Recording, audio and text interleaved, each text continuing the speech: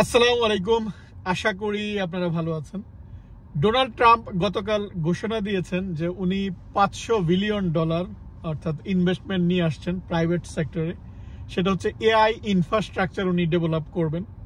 এর মধ্যে অনেকগুলো ডাটা সেন্টার হবে টেক্সাসে, 10টা ডাটা সেন্টার উনি তৈরি করবেন।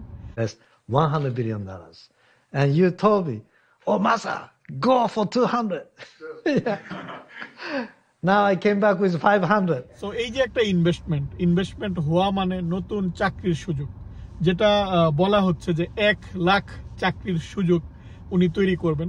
সো এই যে একটা চাকরির সুযোগ বা কি অপরচুনিটি, সেই অপরচুনিটিটা আমরা কি করে নিতে পারি সেটা নিয়েই কথা বলবো এই ভিডিওতে।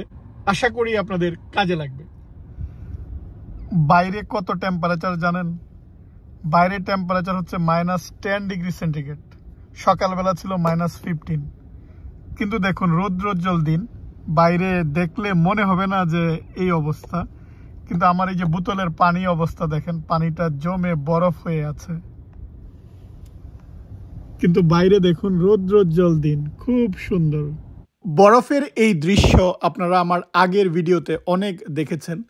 আজকে বরং নিউ ইয়র্কের এই যে স্নোফলের দৃশ্য সেটা না দেখিয়ে কানেকটিকাটের একটা সুন্দর পার্ক, একদম রিভার সাইড একটা সুন্দর পার্ক, সেটা আমি আপনাদের সাথে শেয়ার করছি। আর সেই সাথে আমি কথা বলবো নতুন এই প্রজেক্টটা নিয়ে।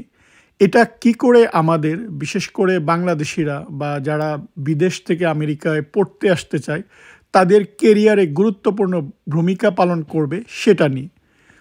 প্রথমেই স্টারগেট জিনিসটা কি? স্টারগেট ওরা যেটা বলছে সেটা হচ্ছে যে নেক্সট জেনারেশনের একটা টেকনোলজি, যেটাকে আমরা বলি আর্টিফিশিয়াল ইন্টেলিজেন্স। এই আর্টিফিশিয়াল ইন্টেলিজেন্স অলরেডি চীন অনেক দূর এগিয়েছে। সো আমেরিকা যেহেতু বিশ্বকে নেতৃত্ব দিতে চায়, আমেরিকা যেহেতু টেকনোলজির দিক থেকে বিশ্বটাকে এখন নেতৃত্ব দিচ্ছে, তারা চাচ্ছে যে এআইটাও যেন তাদের হাতে থাকে। তাই এত বিলিয়ন ডলার এই জায়গাটায় তারা ইনভেস্ট করতে চাচ্ছে। এবং এটা তারা নানা রকম ডিজিজ যেমন ক্যান্সার বা নতুন যে রোগ, সেটা মোকাবেলা করবে এআই টেকনোলজি দিয়ে, নতুন ভ্যাকসিন নিয়ে আসবে। অর্থাৎ এই যে এই রিসার্চের ইনভেস্টমেন্টটা তারা করবে এবং এর জন্য প্রয়োজন ডাটা সেন্টার। সেই ডাটা সেন্টার তারা অনেকগুলো ডাটা সেন্টার বানাবে টেক্সাসে। অলরেডি আপনারা জানেন কি না জানি না, জর্জিয়াতে একটা QTS ডাটা সেন্টার, সেটা কিন্তু কাজ হচ্ছে। সো এই যে ডাটা সেন্টার হবে, ডাটা সেন্টারে ইলেকট্রিসিটি লাগবে, পাওয়ার লাগবে, তার মানে ইলেকট্রিসিটি জেনারেট হবে। এর সাথে অনেক কিছু সংশ্লিষ্ট। আপনি ডাটা সেন্টারে যারা কাজ করতে আসবে, এই লোকগুলা আশেপাশে তারা থাকবে, সেখানে ইনফ্রাস্ট্রাকচার গড়ে উঠবে, সেখানে নতুন বাড়ি গড়ে উঠবে। অর্থাৎ অনেক কিছুই এর সাথে ইনভলভ। এবং আপনারা নিশ্চয়ই দেখেছেন ট্রাম্প যখন শপথ গ্রহণ করে তার পিছনে কিন্তু ছিল টেকনোলজির ওই লোকগুলা। মেটা বা ফেসবুকের যে সিইও সে ছিল, মাইক্রোসফটের যে সিইও সে ছিল। অর্থাৎ ওই লোকগুলাই তার পেছনে ছিল, যারা এই টেকনোলজিটাকে বর্তমানে বা আধুনিক বিশ্বের টেকনোলজিটাকে তারা নিয়ন্ত্রণ করে। অর্থাৎ সামনে তারাই কিন্তু নেতৃত্ব দিবে। আর এই প্রজেক্টে কারা যুক্ত হচ্ছে? এই প্রজেক্টে যুক্ত হচ্ছে সফটব্যাংক একটা জাপানি কোম্পানি। আমি যখন জাপানে ছিলাম তখন সফটব্যাংকের যে মোবাইল ফোন সেটা ব্যবহার করতাম। এই সফটব্যাংক আসতেছে ওপেন এআই, যেটা আর্টিফিশিয়াল ইন্টেলিজেন্স বা আমরা বাংলায় বলি কৃত্রিম বুদ্ধিমত্তা। ইদানিং আপনারা অনেকে হয়তো চ্যাট জিপিটির নাম শুনেছেন। এরা ইনভলভ হচ্ছে, ওরাকল ইনভলভ হচ্ছে। অর্থাৎ টেক জায়ান্ট যারা, তারা এর সাথে ইনভলভ হচ্ছে। ইনিশিয়ালি তারা এখন $100 বিলিয়ন দিয়ে শুরু করছে। এটা আস্তে আস্তে তারা 500 বিলিয়ন নিয়ে আসবে।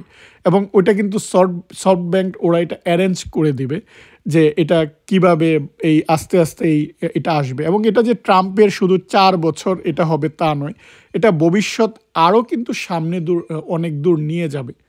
আপনারা যদি একটু অতীতের দিকে তাকান, আমেরিকা যখন 1960 সালের দিকে যখন তারা ইনফ্রাস্ট্রাকচারটা গড়ে ওঠে, নতুন রাস্তা করতেছিল, তখন সারা বিশ্ব থেকে কিন্তু ইঞ্জিনিয়ার নিয়ে আসছে এই জায়গাটায়। আমাদের যেমন FR খান দেখুন, এই জায়গাটা এসে শিকাগোর যে একটা সর্বোচ্চ, তখনকার সময়ের সর্বোচ্চ বিল্ডিং, সেটা উনি বানিয়েছেন।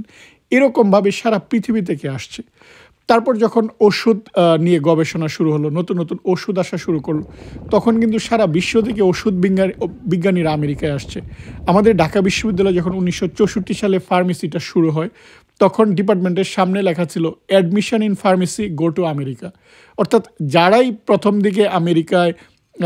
দিকে তারা ফার্মেসিতে পড়েছে সবাই কিন্তু আমেরিকা। আমি যেমন 38 ব্যাচে পড়েছি, আমি আমেরিকায় আসার পর যারা প্রথম ব্যাচের তাদের সাথে পরিচিত হয়েছে। আমি আপনাদেরকে একটা ছবি দেখাচ্ছি, আমার চাইতে প্রায় 38 বছর বয়সে বড়, ওনারা এখনও এখানে বেঁচে আছেন আলহামদুলিল্লাহ, ওনাদের সাথে আমার দেখা হয়েছে। সো প্রথম দিকের অনেকেই কিন্তু আমেরিকায় আসছে তখন। ঠিক একইভাবে যখন ক্লিনটন প্রেসিডেন্ট ছিল তখন ন্যানো টেকনোলজির যুগ, সে কিন্তু এরকমভাবে ন্যানো টেকনোলজির ইনিশিয়েটিভ নিয়েছিল এবং তখন কিন্তু সারা বিশ্ব থেকে যারা ন্যানো টেকনোলজির উপর গবেষণা পড়েছে তারা কিন্তু চলে আসছে। এখন প্রযুক্তির এই যুগে দেখুন, কম্পিউটার সায়েন্স থেকে যারা ভালো করেছে তারা সবাই কিন্তু আমেরিকায়। গুগলের সিইও যদি আপনারা দেখেন কোথা থেকে উনি এসেছে, ইন্ডিয়া থেকে। সো এখন যে নতুন একটা উদ্যোগটা নিয়েছে এআই বা আর্টিফিশিয়াল ইন্টেলিজেন্স, এই সুযোগটা আমাদের মতো মধ্যবিত্ত দেশের ছাত্রছাত্রীদের কাজে লাগাতে হবে। অর্থাৎ এই প্রযুক্তি নিয়ে যারা পড়ালেখা করবে বা এটাকে সে কী করে ইউটিলাইজ করতে পারে সেটা যদি কাজে লাগাতে পারে, তার ভবিষ্যৎ কিন্তু উজ্জ্বল। সে আমেরিকায় এসে এই কাজগুলা করতে পারবে। আপনারা হয়তো ইতিমধ্যে জেনেছেন যে স্ট্যানফোর্ড ইউনিভার্সিটিতে প্রথম বাংলাদেশি একজন জয়েন করেছে শিক্ষক হিসাবে, অ্যাসিস্ট্যান্ট প্রফেসর হিসাবে। উনি কিন্তু এআই নিয়ে গবেষণা করেন, বাংলাদেশের বুয়েট থেকে পাশ করা, তারপর আমেরিকায় এসে পিএইচডি করে এখন কিন্তু ফ্যাকাল্টি। সো এই সুযোগগুলো কিন্তু ভবিষ্যতে বাড়বে এবং আমাদের এই সুযোগগুলা লুফে নেওয়া উচিত। কি করে এই সুযোগগুলো নেওয়া যায় সেই জিনিসগুলা আমাদের জানা উচিত, কারণ এটা কিন্তু একটা অপরচুনিটির দুয়ার। আমাদের যারা কম্পিউটার সায়েন্সে পড়ালেখা করে বা আপনারা যারা কম্পিউটার সায়েন্সের উপর পড়ান, তাদের স্টুডেন্টদের মধ্যে এটা তাদের মাথায় দিয়ে দিতে হবে যে এরকম একটা অপরচুনিটি, নতুন অনেক মানুষ আমেরিকায় লাগবে, 1 লাখের মতো চাকরি। সো 1 লাখ আমেরিকায় তো অবশ্যই এখানে মেধাবী রয়েছে, কিন্তু আমেরিকা আপনার সবসময় সেরা মেধাবীদের বেছে নেয়। আপনি যদি এখানে আসতে চান অবশ্যই মেধাবীদের সাথে কম্পিট করে আসতে হবে। এবং ইন্টারন্যাশনাল কম্পিটিটর মধ্যে আমাদের যে পাশের 2 দেশ চায়না, ইন্ডিয়া একটা বিগেস্ট কম্পিটিটর, ওখানকার মেধাবীদের সাথে কম্পিট করেই কিন্তু আপনাকে আসতে হবে। তাই আপনার পড়ালেখা বা আপনার রিসার্চ, আপনার কাজগুলা সেই বিশ্বমানের হলেই তখনই কিন্তু আসা সম্ভব। কিভাবে তাহলে আমরা এই বিশ্বমানের কাজগুলো করতে পারি, কিভাবে আমাদের ছাত্রছাত্রীরা ওই লেভেলে চিন্তা করতে পারে, সেটা আমাদের সিলেবাসে অন্তর্ভুক্ত করে আমাদের ছাত্রছাত্রীদের মধ্যে এটা দিয়ে দেওয়া উচিত, যেন এই যে ভবিষ্যতের একটা সম্ভাবনা, যেহেতু এখন সবাই এআই বা আর্টিফিশিয়াল ইন্টেলিজেন্স নিয়ে কাজ করছে, সব জায়গায় কিন্তু এর চাহিদাটা বাড়বে। কারণ যখন একটা ঢেউ আসে, যেমন বিশেষ করে প্যান্ডেমিকের আগে বা যখনই হঠাৎ করে প্যান্ডেমিক আসলো, তখন কিন্তু ভ্যাকসিন বা করোনা ভ্যাকসিনের অনেক গবেষণা হয়েছে। সো এই রিলেটেড যারা কাজ করেছে তারা কিন্তু অনেক ভালো ভালো চাকরি পেয়েছে। বিশেষ করে আমাদের ফিল্ডে যারা ভাইরাল ডিজিজগুলো নিয়ে বা যারা ভাইরাস নিয়ে কাজ করেছে তাদের জন্য অনেক ভালো অপরচুনিটিস ছিল।